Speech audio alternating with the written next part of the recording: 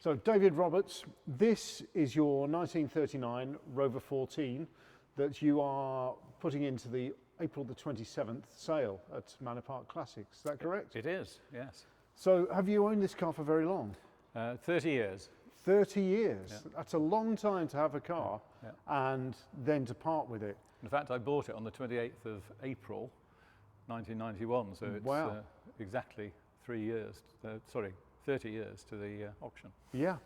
Now I've driven this car and it's a beautiful, leisurely, smooth drive, and I can only encourage people to take on pre-war cars because okay, they may not feel fast, but that's not the point. The point is luxurious cruising motoring, really. And so what attracted you to this car? Well, I had a Rover 12 saloon, and Yes. I heard about this convertible, or Drophead Coupe as it was called. Yeah. A rare beast, and I decided to go and buy it. So we went over to Northern Ireland, had a look, and a week later we went over with the trailer and brought it back. Brilliant. In bits? In bits. So how long did it take you to rebuild the car and get the car on the road?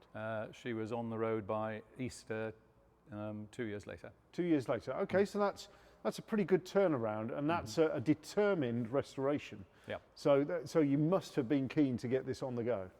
Yes, we had a new ash frame at the back, retrimmed, new hood, Yeah. respray, bodywork, all done in 2 years. Yeah. Wow. So that is a huge turnaround. And the interior, a lot of the interior is original. Yes. Yes. Yeah, which again looks marvellous. And I know that this is a very sweet running car, and having driven it, it just bowls along really, really nicely. And the feel of the open air as well when driving it, even in winter, Yes. was fantastic. So thank you for letting me having a little drive of it. So may I ask you, why are you selling it now? Well, forward planning really.